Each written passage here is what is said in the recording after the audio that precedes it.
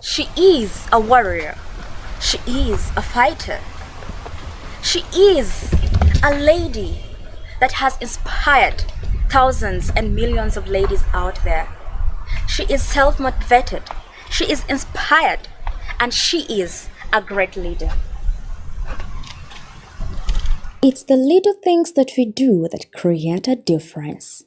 With diligence, the founder of Children for Alternative Change Uganda, Chacha, and the Western Region Coordinator for Girls Not Brides Uganda, as well as the team leader of Action for Youth Development Uganda, Caroline Owashaba, commonly known as OWA, has selflessly and generously worked with all communities in Uganda and across the country, fighting for the rights of all people, young and old, women, boys, girls, and even the elderly, to ensure that everyone's well-being is catered for. Caroline Owashaba, a mother, a friend, a leader, has been an inspiration and is still inspiring millions of young ladies out there to create an impactful generation of youth and leaders. She has also had extensive experience in gender mainstreaming,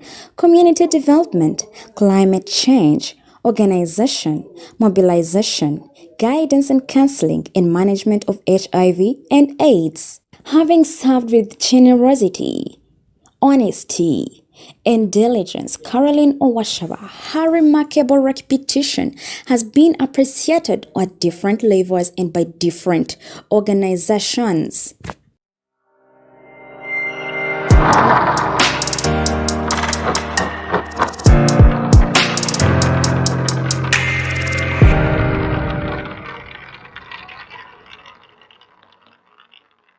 You're watching a Youth TV, empowering you. Hey there! Do you want to learn camera skills? Do you want to learn how you should record your videos? Do you want to learn different camera settings? Do you want to learn how you should set up your place for a good recording? Just join our online media skills here at AE TV, and we'll be giving you these skills, what you call the 21st century media skills. Check out the numbers you can see right here, and we'll be getting in touch with you. A Youth TV, empowering you.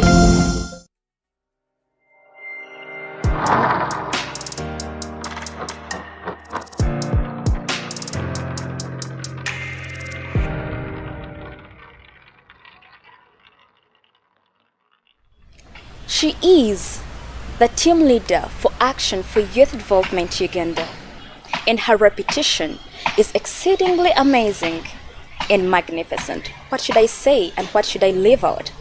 The guest that I'm bringing to you today is an inspirational lady. Allow me to unveil her to the viewers. You are highly welcome. Thank you. All right. Bridget. This is the Youth Feedback, and we are happy to host you today. Oh, thank you, and I'm glad that I'm being hosted by a TV that is that has the powers of young people behind it. Because I believe that without the young people in the world taking action, then there is no much that can be done currently globally, because the numbers are high, and everyone in the world is looking at how young people can ideate and innovate. And I'm glad to be hosted by one of the innovations, especially in Western Uganda. So to me, it's my pleasure, and I'm very glad. Thank you very much for having me. Wow. Yes. So to the viewers of AET TV, this is Bridget and Samantha, your host, every Saturday at 11 a.m. on the Youth Feedback. And today, yes, we are going to talk about a story of an amazing lady that you've just heard. And to start it off, we would like you to tell our viewers more about Carol Owashaba. Yep. Oh, thank you very much. For those who don't know me, I'm called Caroline Owashaba, but mostly young people and also other people that I've worked with, they call me Owa. Others have nicknamed me other names, but I don't have any problem with that. And I'm a team leader at Action for Youth Development Uganda, the organization that I co-founded with my other colleagues. Okay. But I also currently coordinate Girls Not Brides Uganda Western Region chapter. It's also an alliance that works towards eliminating child marriages in the world. So it's a global partnership, but we have also a Ugandan chapter. But I also coordinate YADNET, which is the Youth Development Network. It's all over the country, but I coordinate for the Western region. But most importantly is that I'm also a climate change advocate. I love some of the things that people really need to know about me. I'm very passionate about children. I'm very passionate about youth. When I say youth, I mean both boys and girls. Okay. I mean the ones that have evolved from being adolescents. But also when it comes to women, I'm very passionate about women. It's not because maybe I was raised more by a woman, but just because of what I've experienced. But as you grow, you come to understand what women go through, the burdens they go through, and because of those burdens and their actions they're taking that are not actually recognized by majority of us, they make you feel like you should create space for them. You should work towards bringing them to opportunities that could help them develop their ideas. Also, create information line so that they are able to be on the same stage or same line with someone who is on a computer reading, who is on WhatsApp reading, who is actually carrying on a course online. For example, I would take about when we're talking about SDGs, few people will understand sustainable development goals and what it means to Uganda and the global world. But us working with mostly the grassroots, young women and children and women themselves, I feel what we are doing is we are working towards achieving sustainable development goals, and we try to make them understand, by the way, whatever we are doing, you're doing great. You're actually contributing to the global world agenda, even to the Uganda agenda, both the past NDP2, NDP3, but also not forgetting that we have the Vision 2040, but also put into perspective that we have the 2063 agenda at the African Union. So you tell them, you explain to them, by the way, what you're doing is not small. It contributes to what has been made by different stakeholders, decision makers at different levels, at regional and at a global level. In our small capacities, the work I do and we do as an organization and with other networks and other partnerships, I believe our work on issues to do with gender inclusion is very important. And when I talk about gender inclusion, is that I'm talking about how children are put into perspective of being protected socially, the issues of youth inclusion, young people, even the old people, because when it comes to people with disabilities, it's very important that most of us would want to have them as a percentage or as a token engagement, but how much are they actively or meaningfully participating in whatever we are coming, or how many are meaningfully taking decisions at different levels. Yes, we agree to this government that it has been very good when it comes to inclusion. They have space, they have their leaders at a parliamentary level, at a region. Actually, when you look at the bottom approach level on the political participation in this country, the people with disabilities are very considered. But even also women are also considered from the RSC to the national level, even including the affirmative action at the district level, which gives Uganda more numbers, I think, in parliament, especially now in the legislative assembly. So to us, when it comes to inclusion, it's very important. But the fact that we also work with mostly people who are growing, it gives us an opportunity to learn what they are doing. They also learn from what we are doing, because if you're not part of the cause, you cannot actually know that something is happening. I'll take an example. If I'm doing a project and you're part of it, you not know that actually it's happening. But when they are part of it and you have engaged them and you're doing mapping, you're profiling them, you get to know that actually there are people really doing amazing work. And to me, as we move forward, is something I would recommend to the government: profiling people. getting to know who they are in the community is very important. We are missing a lots of resources in the communities, especially at the grassroots, just because we don't know who they are and where they are, because there is a big gap connecting from the grassroots to the people who are in decision making, who are supposed to be even actually giving I don't want to call it a helping hand, but who are supposed to be providing services to those exact people, or also providing opportunity for those people to enhance their skill of what they are doing. Apparently the work we do is that also engages identification of talent, and in most cases when you do the linkage, and that's why it's very important to work with other different organizations in development. I myself, or the organization itself, it can't do much without having the strong partnership with different stakeholders. Organization can be good in creating awareness, but there's a problem like where we find like someone who needs a wheelchair because he's doing something, but because of not having because of mobility problems, that person cannot move even from maybe from their home even to the sub-county offices.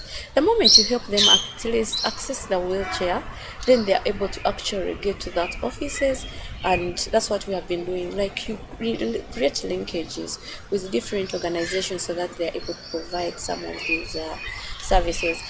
Just to talk about myself, I think that gives them a brief, or gives our viewers, and also gives other people that don't know me to know who I am and where I work, and also the people I work with. Yes, yeah. Understanding people's abilities in the communities where I work from. I believe there is nothing for people without being known. Even when we talk about embracing social media platforms, there are people who have not reached that level. But I believe through other networks, these people can get to know, because the most people that have gotten these services, they are not people on social media. But just because you who have a phone, you are able to actually and know see where it is. and use that phone rightfully. Use it rightfully and get support for that person, so that that person, you're not getting that support as a hand or a token, but you're getting that support for that person to be able to access another services. I gave an example of someone maybe is disabled and needs a wheelchair. If you have friends or other partners who can provide, why not? And also the things we do, the work we do, especially in any child marriages, most of the young girls have been sexually harassed. Have been sexually harassed just because they want. There are some maybe because of social problems at their homes, but mostly it's because of not having information, and also not understanding the law, but also not they are forced. Others are forced into marriage, others are sexually harassed seriously in the homes. And also currently there's a problem of incest where also parents, I mean like fathers, keep on holding on girls, on their own girls, taking away their right, because even this girl needs a right to education. This is a right to health, to good health, because if you sleep with your own girl and you realize that she's pregnant, you'll be forced to abort, and then you're doing, and these are unsafe abortions where the girl is not actually healthy. At the end of the day, we're taking away their right to education first of all, even to good health. I'm giving an example of some of this work.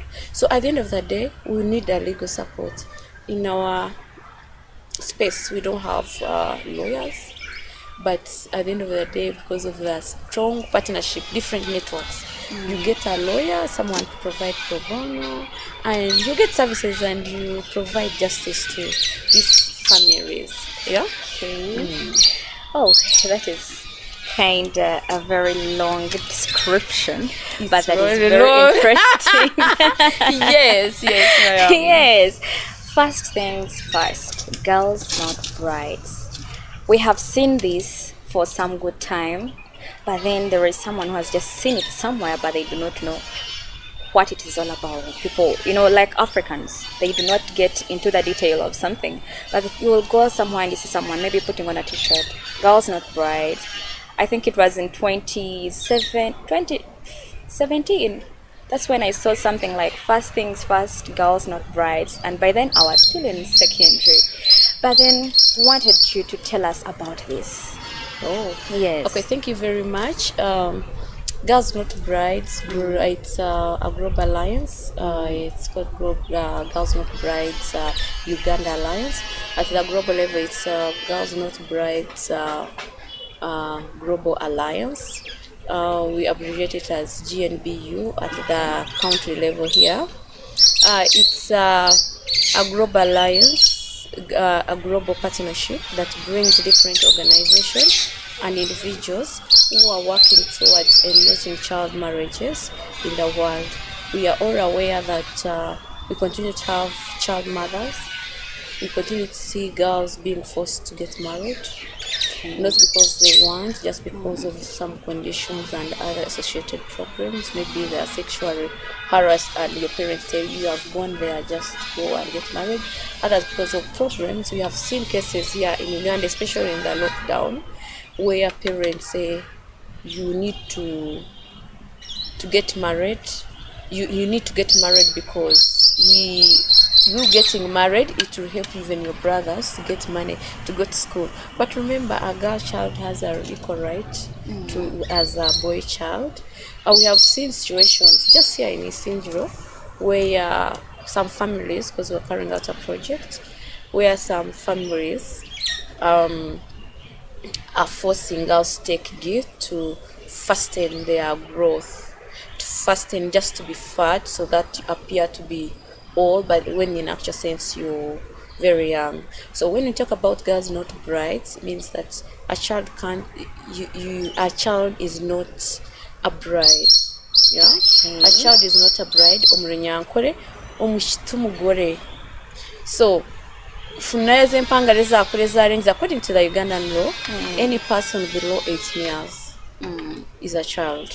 And I think this is what people need to note. Like, every person below 18 Our years. president is emphasizing it this time around. Yes, and he's becoming a champion, and I think I'm happy if you have a big stakeholder coming on board to support us. That's a very big milestone because everyone, I think, will believe in him, and we also believe in what he says.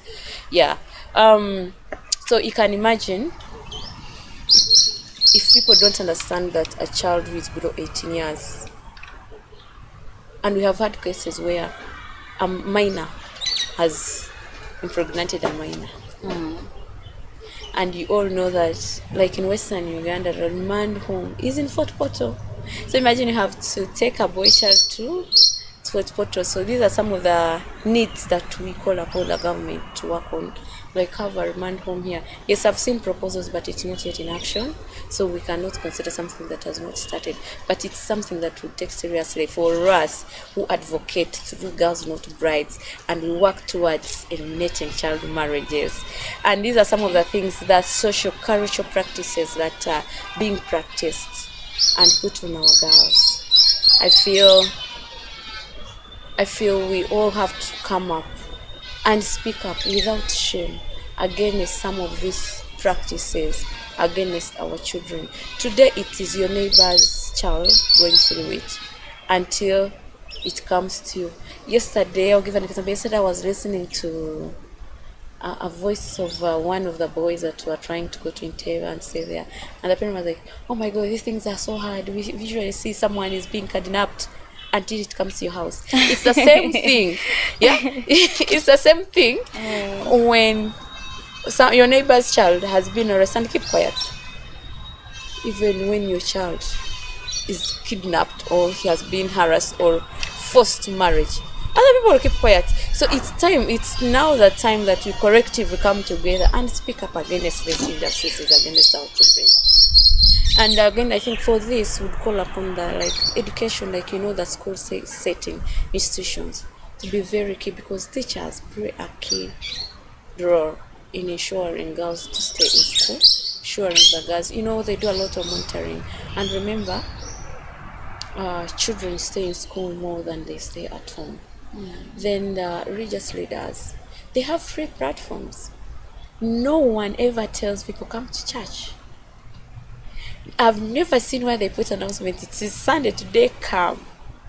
Maybe the only thing I've seen when I was very Just young. an obligation that people remind themselves about. Yes, yeah. And the only thing I saw when I was growing up is that in those rural church setting, people drum, and it's not about the calling people. They are telling people that time is time. coming. Yeah, it's about time. So people come. Yeah. So to me, religious leaders play a very key role, and then also the decision makers, both at the local level, even at the national level, because they are the ones to pass laws that will ensure that these girls stay in school. Because currently, when you look at the statistics, take an example. If you had to carry out a research from 2006 to today, girls that were enrolled in P1 and the ones that are still in school, okay, both boys and girls, for sure you'll understand that actually girls, the number has reduced, just because the number of girls is always higher in all classes. It doesn't mean that the number doesn't go down. I think that's one simple maths that people need to find out, but also it's an area for further research for the researchers. So when we talk about girls not brides, is corrective efforts through strong partnerships. Because they see that we have seen us working with raising teenagers. We have seen Joy for Children. Like it's strong. Like it's a big, because in Uganda we are 102 organizations all put together. All these organizations are not working in the same thematic areas. There are those in education, there are those in agriculture, there are those in socio-economic empowerment, there are those in legal support, there are those who have shelters, like looking after girls that have been affected and also rehabilitating, restoring their hope. There are those who are in climate justice, but all working towards ensuring that girls are socially protected, but also girls are able to stay in school. Those who are out of schools can have a skill on how to survive and be better and be leaders and make decisions. And when I talk about decisions, is not I'm talking about in politics, no. Decision in transformative leadership. Someone is able to be responsible for themselves, is able to earn a living, is able to take on any skill. If they dropped out of school, they're able to take a skill that will make them survive, to earn a living, and also survive in the community. Also knowledge information, that those who are basically at knowledge information, but also those who are providing health services, especially on SRHR. So it's a big partnership that that me as a person am happy to be part of. As an organization, we are happy to be part of. And also our country should be proud that they have a network that is really working towards ensuring that children are safer. Just because we can't be everywhere, but at least we are almost in every part of this country. Okay. Indeed, you're everywhere because you're the people that we are looking up to. Every time we hear you're in Kasese, you're in Rubirizi, you have a project here, you have a project there, it's just inspiring. Kara, I just wanted to meet you. For the first time that I got to know, I think about you, I think it was last year, and that's when you had that, was it a conference? Girls Summit. Girls Summit. It happens every year. Yes. And so when I just got to know about Kara, I'm like, I think I should meet this lady. I think I should have time and talk to her. Because, someone that has greater ambitions. And that also brings another question. Have you been with these ambitions since your tender age, or they've just come apparently after you taking up these other big positions? The aspirations and ambitions to fight for justice and thank you very much. I think that's a question, like as you grow, then you realize that, what I used to do in childhood was part of this work, just because you didn't know, and also the words we're using, this is now I'm talking about when we're growing up. I remember I organized, and then we had a group, like in such a youngsters. I was very young. Then I took girls, you guys, you have to dance, and we danced in Kacheka. It was Imagine long time ago, and I think that culture has been down because I remember those days they would celebrate. I was very young, but I remember it was African Day of the Child. The day of the African child, yes, the day of the African child, long time ago. And then I took people, they danced, and then they gave us money, and we bought this African fabric. It motivated young people to keep on going, and then I saw people starting to rap, people starting to come together, but then you grow, and then the group gets everyone goes to their own place. Okay, that was even long time, like in primary 3, 4, 5. Then I remember me being a leader in scouting. Okay, I started as a brownie, and then went to a girl guide. I think you'll have to tell us your childhood story also. Yes, then I became an enrolled Girl Scout in this county, so our group was called Delta Scouts. And from there, I think that's how it came to me. Like every time I would meet a girl, say, we have this group, you should join it. Your life will never be the same. I was doing it, but I never thought about it. But also, when I was in prime, I changed my school to another school, from a single school to a mixed school. So I'm at the break time. I'm not used this kind of life where someone will come and want to touch your bum. Then they bring these mirrors under your knees. They want to look at your V, yeah? That time, yeah? And then I went straight. I'm so sorry about the guy who did it, but later we became so friends. I went to the staff room. I told the senior woman, please, this guy is doing this, and I was crying, and everyone, it's break time. The teachers were like, this guy. I cried, and then they had to immediately call the assembly, put together, and said, what did you do? And the guy said, I did. They told him to demonstrate what he did, and he demonstrated. On you still? No, like he had to tell people what he did, because they wanted him to say it. Because there was no camera or anything. Even if I had a camera, I didn't have even the knowledge to think of like getting a picture. But I'm sorry about that guy, but we later became friends. Which year was it, or which level of education was that? Yeah, that was primary 7 or third term, yeah. Primary 7. So I tell him, no, primary 6. I told him, and he was sent like to bring his parent, but of course he was caned, like tough, like really caning you. And then everyone at lunchtime, everyone, thank you, they have been doing this to us. You have opened our eyes, so we're supposed to report. But I didn't know. I thought like I'd done bad thing later in life. But I can imagine, I can tell you, last year, I remember that scenario. Then I said, okay, the injustices were already in school. But when I did it, that thing stopped because they were doing it to many girls. Because eyes were opened. The eyes were opened. So meaning that sometimes it's in you, but you don't know what you're doing. Like I've already mentioned in the introduction, that many women are doing great work, but no one comes to see them. No one is providing opportunities for them actually to exhibit or to expose them to where they could actually learn and enhance their ideas, innovations to be better. You need someone to always realize those traits in, those abilities that we have. Yes, they do, and I think there are schools that are trying to do it. And I can assure you, for us, we are going to schools. Nowadays, no one would come to our schools. No one would come even tell you this. But at the later stage, I joined Youth Alive, and I think it also built on my skill, because I've always wanted to be a social transformative leader, but even I didn't know the word. These are words that we learned in later stage. And then there I'm struggling after university, and you're moving. Then you see an advert, we are looking for young leaders to join. And Bridget, you should join the Young Leaders program. You have not done that for what the Young Leaders. You need to do it, because I see it's changed my perspective. The Leadership Academy, the faculty of the people that every day they came in, they will tell you, you get shy, like you were there for 3 weeks. You were in academy learning. And this is, for the first time, my life, like you're unemployed and then someone calls you for an interview.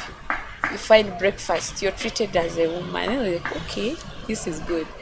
We are unemployed, like we are really looking for jobs, but this thing of leadership, when we leave, we are going to change this country. Okay, I'm not yet sure, but because you're going in for it, there's breakfast, good breakfast. You eat breakfast, then we come. I found there my other OG. OG was like, we must come for this training. Carol, I offer you have passed the interview. And when I joined that training, we went for that training, and for my practicum, which is a practical session, I was sent to, it's a congregation for little sisters in Buyukwe Nkokonjeru, if you have heard of it, a place, it's called Providence Cheshire Home. They look after children who are disabled. It was my first time to see children that could not even see, children who were, I think, children with all the disorders, but they were loved. And then I enjoyed the place. I enjoyed the place that even after that week of the practicum, when I returned, I mobilized everyone who was an alumni of that leadership. We went back with things and we went to see them. I can imagine that life. You see, it didn't start now, and we started going to see the nuns and see the children. It's unfortunate that one of Federico, I can remember his name, Federico could not move on the bed because most parents come and throw the children there. Federico, I can remember his soul, rest in peace. I came to know actually in May that he passed on. Yeah, he was so loved by everyone, but he has never sat down. He was always on his bed. But when we reached there, we realized that there are little things that you can do in someone's life. Okay, it makes me emotional. Yeah, there are a few things that we can do in life that can change someone forever. And I believe from that time, we never became the same, because every time we went for that training, every day became with a different perspective, different knowledge, different, someone, today you're talking about emotional intelligence. And then they tell you, write your letter, cry. And then you cry about, you remember things that you did and you did bad other people, you forgive them, yeah? And I'm like, okay, these are things that we have lacked. So for now, there are schools that are trying to do it, but just we have to work with the government to have very serious curriculum on how to empower both boys and girls. Because you see, we can't only say that we are empowering a girl child, both, because every time they say a boy is a perpetrator, but why is he a perpetrator? Maybe he doesn't have information. He doesn't know. He doesn't know. And that's why I say it's very powerful for even men to be part of this agenda, because they are parents, they are fathers. They are the ones actually who give birth to the girls and these boys. So it's very prudent, they involve them, they engage them in all the information that we provide. So when you say about childhood development, yes, I know. I think I was strong. I could say I was strong from childhood, but also at a later stage, I realized that it was resilience. Yeah, it was. Let's go for a short break. And when we come back, we shall resume from where we've stopped. Hey there! Do you want to learn camera skills? Do you want to learn how you should record your videos? Do you want to learn different camera settings? Do you want to learn how you should set up your place for a good recording? Just join our online media skills here at AHIT TV, and we'll be giving you these skills, what you call the 21st century media skills. Check out the numbers you can see right here, and we'll be getting in touch with you. AHIT TV, empowering you. Welcome back from that short break. It is still your lady Bridgerton Samantha, and we are live on AHIT TV, that is empowering you.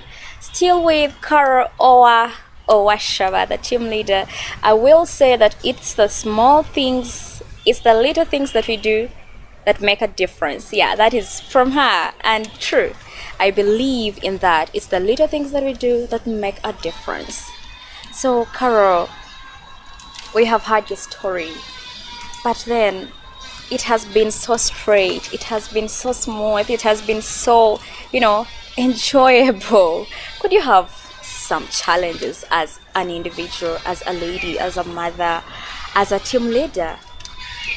Yeah, maybe before I talk about the challenges, I'll talk about a few things that I've achieved. Okay. Yeah, first of all, the time I knew that things can be done, at the time I thought I initiated Youth Alive in Chamberlain University.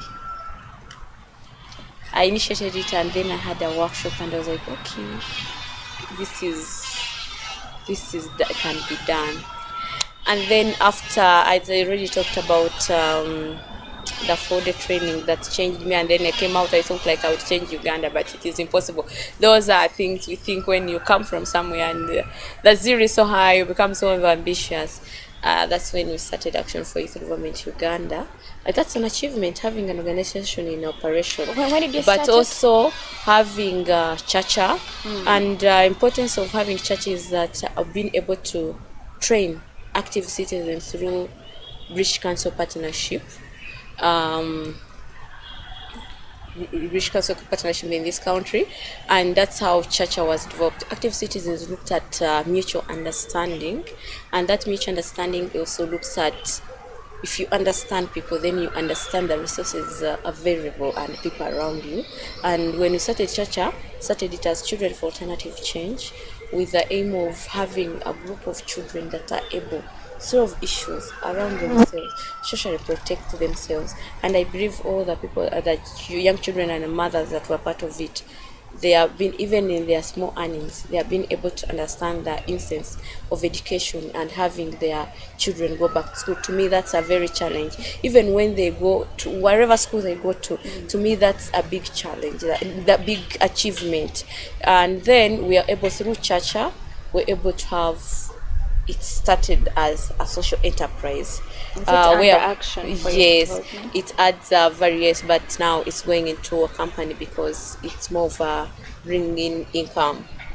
It's a value chain organization, social enterprise that adds value to banana stem, where we extract and have residues. That residues are used for briquettes. Generally, there's nothing that is thrown away from the banana stem, and then the fiber is used to make crafts, meaning that it's able to engage women at the grassroots level, maybe in the afternoon, so that they are not overburdened, because remember, in the morning they are busy doing other chores, and most of them maybe are single mothers. Others are also married, but they're also looking at how to enhance their livelihoods, how to improve their livelihoods, and also how to look after their families. They look for income.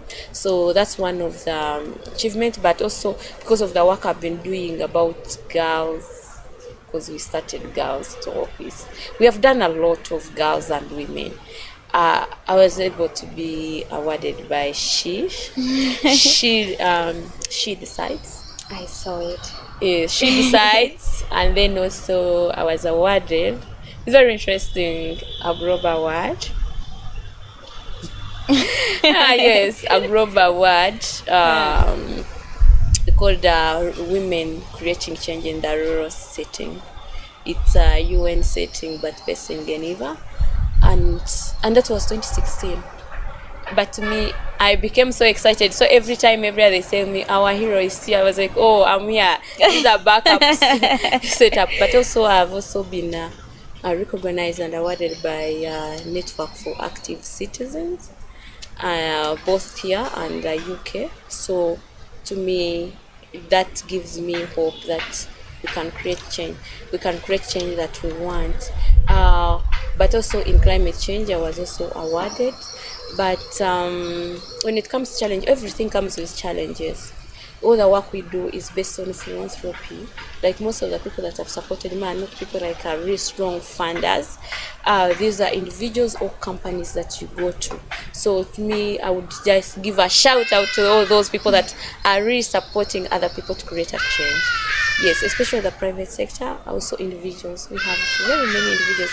I can imagine we're organizing a girl talk, and I get to this woman and say, oh, as our company, we don't have money, but as an individual, I'm giving you 3 million. I didn't know her. She didn't know me. In fact, I went looking for another person, and she gave us money. I told my team, we have a starting point. And you know how excited you can be? you don't know them. But also, I've received many gifts from incognito people. They will write to me and say, we love the work you do, but give these things to this community. And it's very interesting. Yeah. Through you.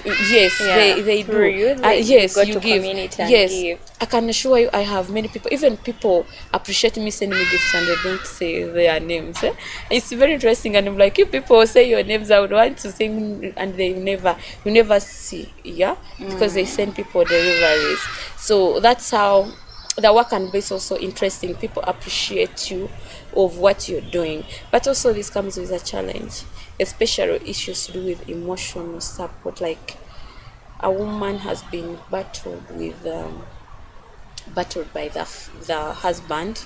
Some of these are issues to do with family, and then you need legal support. You need to go in, and then you don't have urgent, we call it urgent support, or urgent legal support this family. Or you have been called, like you have seen a child has been harassed, and make sure we have one where child lost her uterus just because of a relative, and people kept silent and they were using herbs. It was very, very challenging. Someone is rotting and the relatives are looking, and you know you don't have even money to do it. So, and then when you do a lot of work of that, of course you are doing linkages and partnerships. Most people think expect financial support, and you don't have it, but also want to give. I can give an example. The time when I was emotionally down was in 2020 during the lockdown. I was seeing the cases of sexual harassment increasing, and people are coming to my inbox. Also, people are calling me, and then I came. Oh, I will not say this. How I came, because it found me in Kenya. Then I came to see the lockdown. I had to go to. I put an online through Safaricom. I did a crowdfunding for the mothers to get their relief food, and also the girls that have been harassed in Rubilizi. And we had a police officer that used to support us very much. And you get there to the community, you see girls are malnourished, the babies are almost dying. They are calling you the babies in the hospital. So when I got there, I became emotionally down. Do you know being down? That day I was down. Can you imagine? I even mentioned this. I went, and even the priest didn't know. When I left with a little we had corrected through Safaricom, Safaricom they call it M-Changa. You can fundraise online using their network, and people support you any like 100 Kenyan shilling, 500. But also when I was fundraising, I didn't base on people who are in Kenya or using Safaricom. You tell them what you're doing, and it's online because it's an online system. People from even abroad, they also contributed. I tell them, even if you contribute for me 10k, and they did whatever we got, that's what we gave out. But when I reached around, I realized that the need was more than what we had. What you offered. I became emotional, and I went to a certain priest. I said, I do this work. I love it so much, but I feel, even the priest didn't know why I was telling him. He said, no, I've been following you. I like the work you do. I said, I feel like giving up, and I think I should not do it. But I also feel like I'm going to leave unfinished work because these people have faith in me. Even when they talk to me, they feel like they're okay, because there are people, when they bring trust, they create trust in a person. Even when you have a team, there are some individuals that will have that trust in you. He told me one thing: even if you got a global job, you still be hurt, but what you have left behind. Even me as a person, I was seeing it, and it's the reason I stayed on doing what I'm doing. And I thank him that he advised. I didn't even ask any other person. I went to him because I thought I believe in him, or there are people you trust and you could confide in them. He told me that, and I agreed. So for that note, it's very challenging that you become emotionally down, and sometimes you don't have someone who will come to you. You know what you call debrief in counseling. You have something that after talking to all these issues, you have someone to talk to. Sometimes you don't have them. But of recent, I've had new and interesting friends that tell you, Carol, I think you need to be out today. Can we go out? So life is changing, but I believe there are also many of people like me doing the same thing that need like that support. And I believe if they have people around them, they should actually not sit, not only about coming to you in problems. So when it comes to challenge, it's that people expect so much. even when you cannot afford. But also it is very emotional. Sometimes it can put you down. Doesn't this the people's expectations, don't they sometimes like pull it down and maybe feel like I have to fulfill this, I have a lot to fulfill, and you feel like you're in Yes, pressure? yes, it's true. They make you feel down, but I've learned to live in a diverse world. I'm very dynamic. It's somehow some of those challenges, they help you to create new strategies. Okay. You learn from the challenge. In fact, before it would put me down, but as I've now grown, I've realized that actually people's problems can help you to create solutions, like how people saw COVID as a problem and others used it as an opportunity for them to earn a living. So they help you to create a strategy on the approach, because when you don't listen to them, you don't get to know. And I believe everyone needs an ear, and like you have to listen to them to understand. And if you don't hear from people, then you can never understand who they are and what they stand for. So what are those some of the challenges that you've experienced apart from what we have had? Some of the other challenges that you feel like, yes, this has really caused havoc on my life? Yeah, if sometimes people think you're at a certain level and they want to treat you at a certain standard, and I'm still Carol, I want to be the one. I think you have seen it. Like, I'm Carol. I don't want those things. Yes, you have seen it. Even I want to be called Carol. I don't want to be called any other name. People want to put you at a certain level. Yes, if I'm with those people, I will. But if I'm with my people, I am Carol. If you want to treat me there, because I've learned how to live diverse, and I can live in any life of any person in this world, and this is the greatest achievement to me, that I appreciate everyone's life, and everyone's life matter, despite their background, their race, because that's why you have had me and you have been part of me. You know, I'm interested much in the intersectionality approach, treating people equally despite who they are, despite their age, despite, let people have fun, don't judge them. Let people, whether you're white or black, I believe the blood will always be red. Yeah, and then someone thinking the other one is more clever than this one, I believe that if that person is given information, they can actually do better than they are today. The only problem is that people not have information. Yes. Okay. This is so fun. This is so interesting. And if at all we were to keep on with the story, I think we'd finish tomorrow, Carol. Yes. The story is too long. That's one it is too long, but we have to wind up and call it a day. So to our viewers, thank you so much for loving AET TV. Thank you so much for loving Bridget and Cement. And yes, every Saturday at 11 a.m. I'll be bringing to you live stories of inspirational people, stories that are going to build us, stories that are going to build on our dreams. Yes, so Kara, you can say goodbye to our viewers as you tell us the last words. You know, you are so precious and want to listen to some of the words, especially to the youth that are watching. Thank you to the young people of this country. I can only say one thing: you can create change even where you are. True. You can actually give a helping hand to someone that needs it. I believe we have the power to change. And for the young people, you have the power to create any change in the world. Being transformative is not created for any individual. You can be like I would say, little things that we do that will create a difference. I'll summarize it like that. Thank you for listening, and hopefully I'll be here the next time. Yeah. True, she'll be here and here again. I will say thank you for coming. Thank you for the invite, and I'm glad to have been part of this show. Okay, it is AET TV empowering you. We love you.